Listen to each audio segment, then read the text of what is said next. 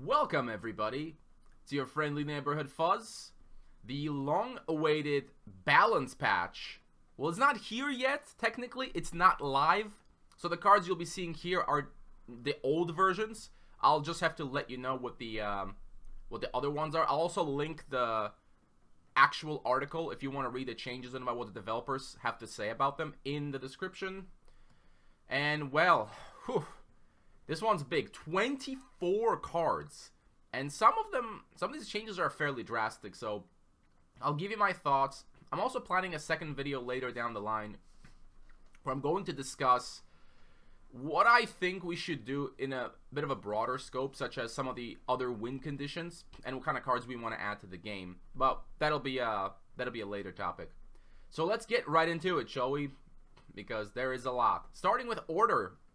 So Master Tactician, first up, he's no longer going to be a soldier. He's going to be a knight. That's fair enough. The whole point is you don't want multiple tacticians buffing each other, because that can become very, very difficult to deal with. If you've ever seen 3 tacticians, they're all 5/5s and every other soldier is like a 6/6. Kind of annoying. And it makes sense that the card that's buffing other soldiers is not itself a soldier. Personally, what I'd like to have seen is make this effect a little weaker so that soldiers can be given other synergy cards and are not solely relying on tactician to provide the brunt of the work. But it is what it is. This is done in response to the nerfs to some of the other cards, specifically rage removal, which would have dealt with tactician very easily. But since that's been nerfed, I guess the devs are concerned that soldiers are going to run rampant, so let's nerf them immediately. Fair enough. Mr. Steel Noir is getting 2 changes.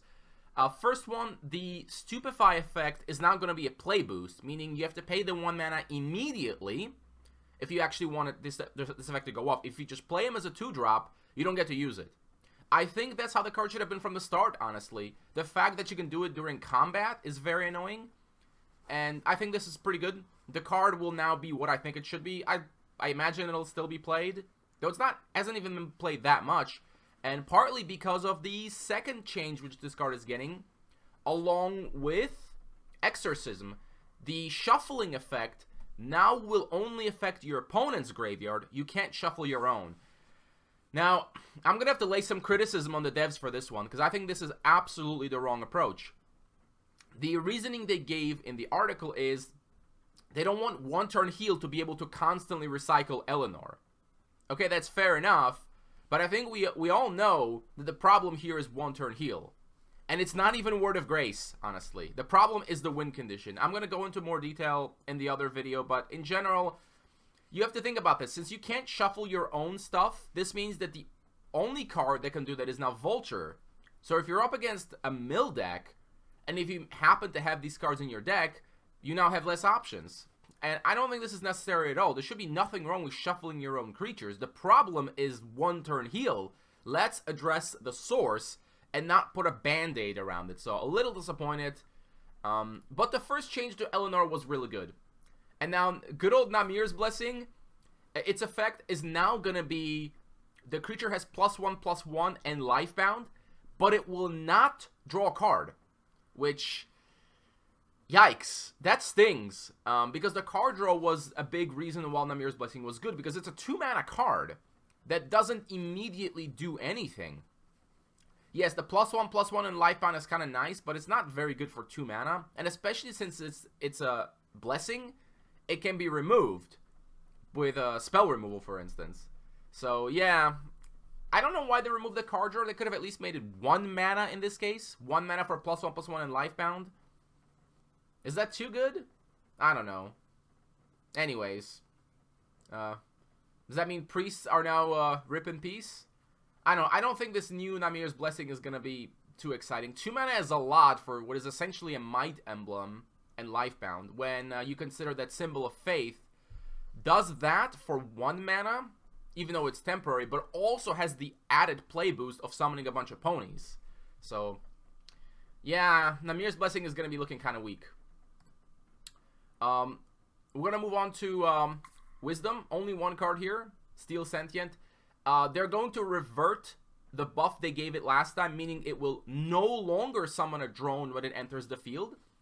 We saw quite a lot of artifact decks at Masters, And I guess what they're thinking is, okay, the Sentient itself maybe isn't that strong, but you have to consider that an artifact deck can get it on the board in many ways. For instance, the drone can get it out of your graveyard, so you can just keep putting them on the board, and you can use the renovation facility to upgrade stuff into the Sentient. So the Sentient itself can't be that powerful, because then the deck will be just way too strong. So I think that's a fair enough approach, or the Sentient itself is maybe like a okay creature, not that insane, but there's a lot of ways to get to it, so it sort of balances itself out. We'll have to see if the artifact decks are still viable. Losing that extra drone definitely hurts. We'll have to see about that one. I do hope the artifacts get more support, so that, you know, because I like the idea of the deck. You're transforming stuff into bigger stuff. If there's anything I don't like about it, it's that you can do it during combat. I think that's honestly very annoying.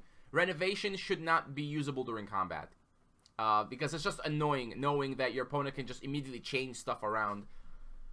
Anyways, so Doctor 3, getting a bit of a nerf. Specifically, he's only going to get a Might Emblem one time. So if he already has a Might Emblem, if he played him out of Kayanu, for instance, and he kills something, he doesn't keep growing. That's probably a good change, honestly, because seeing the thing just grow every turn while getting free kills is a bit insane. It's still pretty strong, because it's going to be a 4/4 that can essentially remove a creature every turn. Now, it won't have Namir's Blessing anymore to protect it, so that should hopefully balance things out. Although, I don't think we didn't even see much of this in Masters, because double green is a bit annoying. Since if you want to run Order, which you generally do because Dojon is just so powerful, well, you have to run Trigon or something like that, or use one of those multicolored shrines. But it's probably a good change anyways, because it won't take much for a card like this to become OP. So fair enough, still a solid card. And now we move on to Rage. Oh man, Rage took some hits. Let's just put it that way. Kicking off with Fireball, it's gonna go back to 3 mana. So it started at 2, they made it 3, they turned it back to 2, and now it's going to 3 again. Why can't we just make it cost 2.5 mana, right? So yeah, this is the unfortunate drawback of the mana system in Spellweaver. The difference between 2 and 3 is so large, and it's pretty hard to find the balance. I think a better solution would have been to just make it a double Rage, so that you have to at least go up a level before you can use it. But honestly, I think the issue, if the concern is with Rage Rush, then I think then the issue were the 1-drops, which just did way too much damage. 3 mana Fireball, it's kind of rough. And especially when combined with Symbol of Fury, the play boost to deal the 2 damage again will now cost you 2 mana, which means you have to pay 4 mana to deal 2 damage twice. So it's essentially a 2 mana deal 2 damage to something, and for 2 more mana you can play it a second time. I mean, honestly, that's kind of fair, actually. I think Symbol of Fury, everyone would agree, was very powerful with just a 1 mana play boost. 3 mana to hit 2 things for 2 damage was really, really good. It was like a controlled Fire Blast, where you could distribute the damage and you could hit face. So this will certainly hurt Rage Rush. I think Rage control decks, if they're played, will probably suffer a little bit less. But still, having to pay more mana to remove creatures is always going to be a problem. And one of the things the developers said that they want a little bit less effective removal, so there's more battles on the board, which is fine. But you have to consider that if you're behind on the board, removal is the only way you can come back. There are a lot more cards that can help you stay ahead on the board, not that many that can help you come back from behind. So if the removal is less effective, even if Rage Rush just puts 3 1-drops on the board, how do you deal with that? So, I mean, if they were worried about this, maybe they could have just have it not hit face. I don't know. I don't necessarily think these 2 changes are going to hit Rage Rush that much. But wait, there's more. Mr. Boar Rider is getting changed quite a bit. So he's now going to be a 3/2 and not a 3/4. And the first effect is the same. He still puts a Might Emblem, a target emblem on something. But now he gets ranged when he's battling creatures with target emblem. So it's essentially a buff in that sense. But losing 2 health is a big nerf, because obviously he can be killed by Noxious Fumes. He also just trades with 1-drops, basically, or 2-drops. The effect is kind of cool. This makes him a bit more of a board control creature, actually. You mark something, and then 3-2 with range is actually pretty good. But less of a beefy beat stick. It's probably a good change. A little bit of a buff to the target emblem deck, which didn't really take off. So this probably won't make any difference. I don't think that's going to make the deck much better. But fair enough. The 4 health on Bull Rider was a little bit of a problem. With the drawback of not being able to attack things without a target emblem or block them. Not really relevant, because you usually just went face. And Flame Serpent, this one surprised me the most. 5 mana to play this card. That's what it's going to be. 5 mana? That is a lot. Bezarok costs 5 mana. I mean, really? I never thought Flame Serpent was overpowered. I mean, it's a 4 mana that basically deals 5 damage to maybe some to a creature, some to the face. That was fair enough. If it seemed overpowered, it's only when combined with all the other burn that Rage Rush had. But now with Fireball being nerfed, now with Symbol of Rage being nerfed, I don't know, like, is Flame Serpent even playable at 5 mana? I think people will just play Ramgak, honestly, because Ramgak also costs 5 mana if you just want to actually play it with 3 aspects, but you don't lose Ramgak or the Goblin, and Ramgak has 3 speed. So, goodbye, Flame Serpent? You're not going to be missed? I mean, if they wanted to make it interesting, they could have given it, let's say, like 3 health and make it not die at the end of turn. That is kind of like this interesting, big, threatening rage card that doesn't die. I mean, if it's costing 5 mana, yikes. That is a lot of mana. Okay, so that's enough about that. So, how will it affect Rage Rush? Well, you still have the issue of them having extremely efficient 1-drops. 8 1-drops, all which can deal 2 damage to the face. And their removal is a little bit less good, but they generally only use it to clear enemy creatures and or go face. Yes, Fireball costing 3 means they can't just triple Fireball you on 6 mana.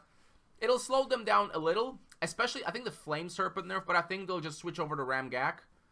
Is Bull Rider going to be played, or are they going to switch into Gibbo and Roni and go with Firebrand Goblin instead?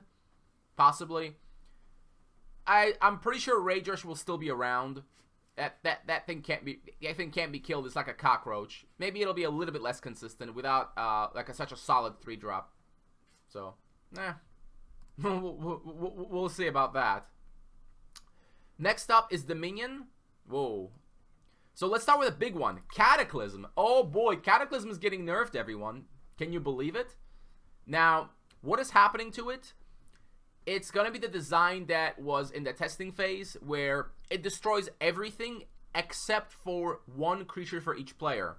So each player chooses a creature, that thing survives, everything else dies. Now, that is pretty big nerf, because you're generally playing Cataclysm because you're heavily behind. You know, you saving a creature is generally not going to be relevant, because if you're up against a mid-range deck, they're going to save their biggest creature, like a Tren that's a 7/7. So if you're not destroying Tren...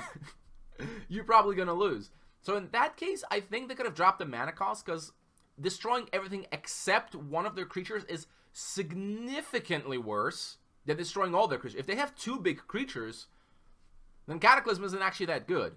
Yes, you keep 1 creature, which can be good if that 1 creature is a Karthus, but generally, Mono D decks didn't have big creatures left behind, except maybe that Incarnate.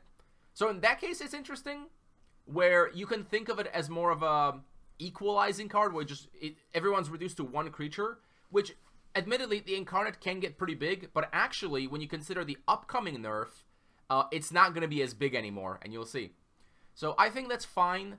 The original idea I actually had was that it destroys all but 1 creature that your opponent chooses, so you don't get to keep a creature. Now, you keeping a creature, yeah, that's kind of cool, I guess. I still think that could lower the cost of 5 mana, because keeping your biggest creature versus not keeping it is a big difference. It could mean the difference between winning and losing. Like I said, against something like a Kayano deck, they have a Tren and 3 other creatures.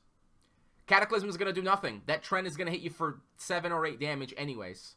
And if you helmet, well then they have other creatures. So I'm glad they're doing this, that Cataclysm is no longer just a get-out-of-jail-free card against any board, and instead, you know, they get to keep a little bit of something. The big problem is against Flesh Sculptor, because if your opponent gets to keep one Flesh Sculptor, guess what's going to happen? They're going to summon a shitload of zombies. Oh, wait, but there's more. I actually forgot to mention, when you play Cataclysm, it ends your turn. That's right, you just end your turn. Wow. Definitely should lower the cost to 5, because that's bad. You play it, you have to end your turn. Your opponent still has a creature. So, it's not... That's a big nerf. That is a big... I'm not sure that second effect is necessary. If they get to keep one creature, I don't think you need to end your turn. So... Well, this is going to change the Dominion decks a lot, because if they can't reliably clear the board with Cataclysm, they're going to have to rely on other tricks, such as the Assassin with the hero power, which deals damage based on a level 1 creature. More stuff like that, maybe more Helms. And really, do you even run 4 Cataclysms? If you're only killing a few things with it and not your opponent's biggest creature, that seems a lot worse. So... yeah, it probably will still see a little bit of play, but I can't imagine running 4 of that version.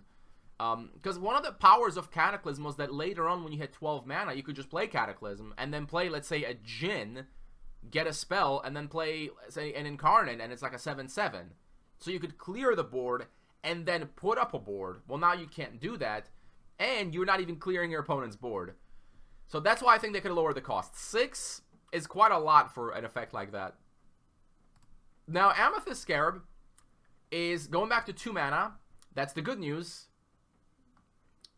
The bad news is you only get the mana crystal if you control another Scarab. Now, that's a big nerf, because if you're, it's just a 2/1. If your opponent just kills it, you're not ramping. First of all, the first Scarab you play does not ramp you. That's a problem. And if your opponent already has a board, you'll probably put this in the back, obviously, so it doesn't die. But if they kill it, you're playing these crappy Scarabs, you're not ramping. So that is going to slow down the Dominion decks vastly. And is it enough to make it unplayable?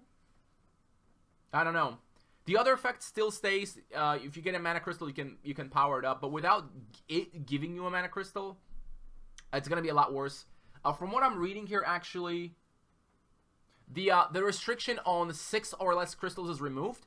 So if you actually have 2 Scarabs, regardless of your mana, you can actually get more mana.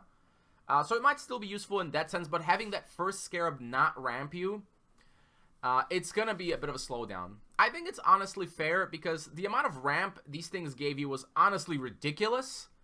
So, yeah. And they changed the cost to 2 mana at least, thankfully, because if it cost 3 mana and didn't ramp you, it would be... it would be just garbage.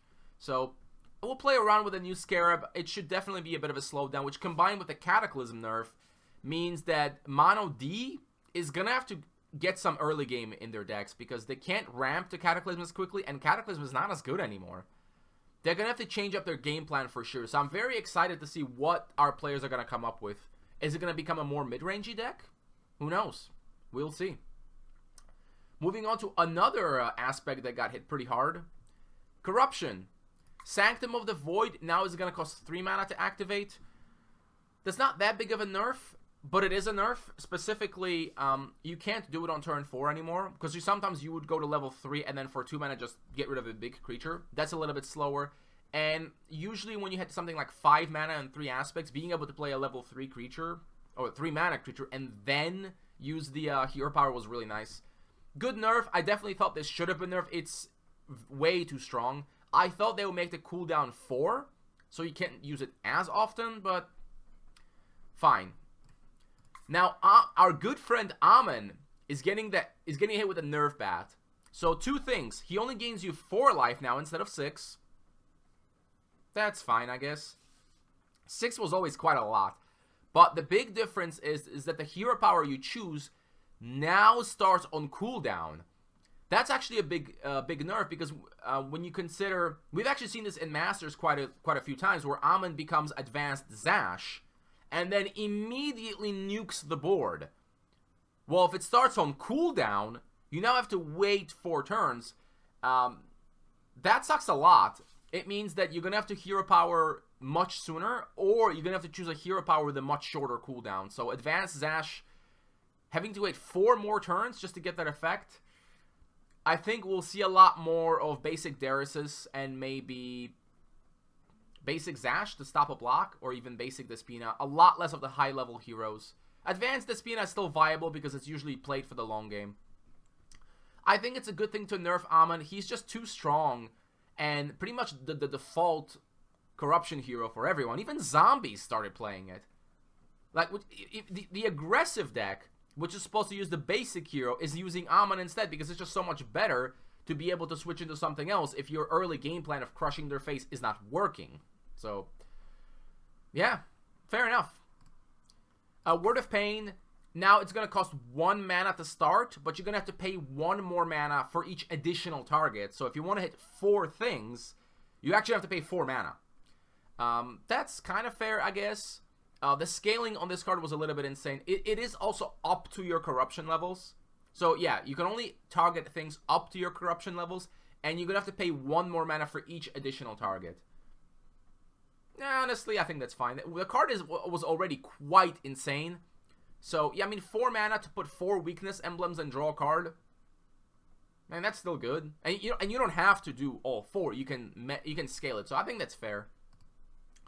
And finally, Reanimate is going to be 4 mana instead of 3. I'm going to cover this card in bigger detail in my next video. In other words, I think this should be somewhat redesigned. Yes, 4 mana means you won't see a surprise Bezarok as quickly, but I think the card itself is problematic because it means the developers can never really print a really big creature because they can always just reanimate it. It doesn't matter that Bezarok costs 5 mana and 4 aspect. You just reanimate it. If they ever printed a 6 mana creature, who cares? You just reanimate it. So I think while I do really like the card, I think it needs to be reworked a little bit, where its cost should vary based on what it summons. So I'll give you the short version. I think it should cost 0 mana to play Reanimate, but then you're playing a card from your graveyard, basically. So that's what so it costs whatever the creature costs. And let's say you can ignore level requirements, but you have to have at least the number of levels that the card requires. So if you want to reanimate a Bezarok, then you have to have 4 levels. Or maybe not. Maybe it's just the mana is enough. Because in that case, even if you don't have to have 4 levels, just bringing out a Bezarok would still cost you 5 mana. So it will be a bit slow. So something like that. But at least we're seeing a nerf. And the last section is going to be the multicolored and the colorless cards. Occult Knight now only gets the speed with the Order level, so it's not going to get the health. So if you just play it as an Order Knight, it's a 2/2 with 3 speed, which is... It's an elf warrior with a knight tag, which is kind of meh, but it's still a knight. And, I mean, you're not going to play this in corruption. So, I mean, the 1 less health, it hurts. Going from a 2/3 to a 2/2, yeah, that stings. So, are knights still going to run this? Maybe if they're short on knights. Other than that, I can't imagine this card ever seeing play again. Life Force Essence is now only going to trigger if an enemy destroys your card, so no more interaction with Chieftain, which is a good thing. The interaction was kind of dumb anyways, and I think now the card is going to do what it's supposed to, essentially act as a replacement for a creature that you lost, so yeah, I'm fine with that. Raiding Party is now only get 1 attack, so it's going to be a 3/3 with a shield when you play it. That's quite a nerf. The 4 attack was pretty nice. I guess it's still decent, but I mean, where was this really seeing play? It was only played in the Burke version of Rage Rush, where you actually ran a little bit of blue. I don't forget what the deck was called. Was it a Blazing Rage or Blue Rage? Whatever. This was a nice card because it was a really beefy creature with good attack and a shield emblem. Yeah, here's a little bit of a 3/3 with a shield. Yeah, I guess it's okay. I'm not sure if it'll ever be run. Honestly, I don't think we've seen that much of this card. I'm actually quite surprised that it's even being hit. I guess the thought was Just 2 good stats? I don't know. Mr. Flaming Satyr is coming back, but now the first ability is going to also exhaust it. So if you put a target emblem or something, you can't immediately also deal 1 damage to it. So you have to pick one or the other, which is fair enough. The card was a little bit too efficient for a 1-drop because you could play it, mark something, and then immediately deal 1 damage. So that should see him be quite a bit less good, and not a hard counter to 1-health creatures. No, fair enough. Dragon Assault is the interesting one. So they removed the corruption cost. It'll just cost rage now, but you have to control a dragon to play it. So it'll do 1 extra damage because you have the dragon, and that's part of the effect. But you actually have to have a dragon in play to play this card. Now, I don't know if you know, there are not a lot of dragons in Spellweaver. In fact, there are, I believe, 5 dragons. 2 of them are in Rage, 1 in Order, 1 in Corruption, and 1 in Nature. Now, Nature's never going to run it because it's a double green dragon. Rage has 2 dragons, so I think they're the most likely to use this card. Still a bit hard because do you even run 4 of each of those? I mean, Red Dragon is a nice card, but generally if you're playing Red Dragon, you're not going to be playing Dragon Assault. You're going to be killing your opponent. And the only other one is the Car of the something, the 2/3 who becomes a 4/4 later. That's not really a very popular card. Are you going to run it just so you can use Dragon Assault? I mean, it's a nice control card. It's a really good control card. But I think without more dragons, it's a bit tough to use. At the same time, if there's too many playable dragons, then the drawback basically goes away. So, yeah, it's going to be hard to actually play it. And then we move on to the colorless cards. We have 3. Cleanse will no longer draw a card if you use the play boost. So it's just a 5 mana get rid of anything. That's fair. I mean, that's still really good. And it's going to serve the function it was supposed to, give aspects that have no answer to spells and artifacts an expensive answer to a spell and artifact. But now that it no longer draws a card, you're not going +1 against your opponent whenever you do it. So that's a good thing, and this means that I guess we won't see 4 copies in every Conquest lineup because 5 mana to remove something is fairly pricey, though I imagine it'll still be useful, especially for decks that otherwise struggle with spells and artifacts and don't have other more efficient means of removal. So I think that's pretty fair. Wall in the North is just going to become a Wisdom card because might as well. And it was mostly Wisdom decks that ran it anyways. I do have a bit of a problem with this card. I think it should work differently because I think it stalls the board a little too efficiently. Yes, you can attack it easily, but the problem is that if your opponent has creatures in play, he can get good trades, making it very hard to actually make progress. So I'll talk about this more in the other video, but I think this should be slightly redesigned. And finally, Wilderness Guardian is only going to work with creatures you actually play. It's not going to work with summoned creatures. So no more Wilderness Guardian into Malvina into instantly winning the game. Yeah, that's good. That was kind of degenerate. I honestly think this shouldn't be Ancient. Just make it a Rage or Nature card because it works with Rage or Nature. Why is it an Ancient card? Yes, you could argue it's an old creature, but who cares? So that's it for all the changes. That is quite a lot. What can we see? We'll see if Rage Rush survives. What's going to happen with Mana Dominion? Are they going to be able to, play the same way? How much are they going to have to change? And what about 1-turn heal? Are they going to be able to keep going without being able to shuffle Eleanor back? Maybe rely on more reflectors? Are soldiers going to come back? Maybe. Maybe not. So yeah, looking forward to it. Next Masters, I don't know whether they're going to go with the bi-monthly thing. There was a vote in the Discord, and it seems that a lot of people like the idea. I personally like it too. So if that happens, then I guess we'll have to wait another month. I actually don't know what the plan is right now. I suspect that, actually, if I look at this... Oh, yeah, it's happening. Yeah, if you look at this, the next Masters in 43 days. So that is... more than a month with a much larger prize pool. So I guess we'll toss that in. Does it not say what the distribution is?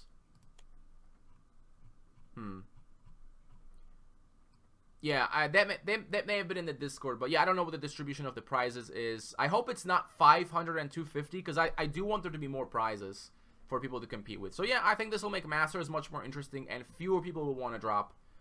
So, hey, I guess that's the other news. We're doing a bi-monthly Masters now. So you'll be seeing a lot less of me, which I'm guessing some of you will think is a blessing. And everybody else won't care. So, see you next time. Probably in the next video, which I'm still kind of gathering ideas about. So, stay awesome, and you know, in this age of pandemic, stay healthy, I guess. I don't know. Cheers.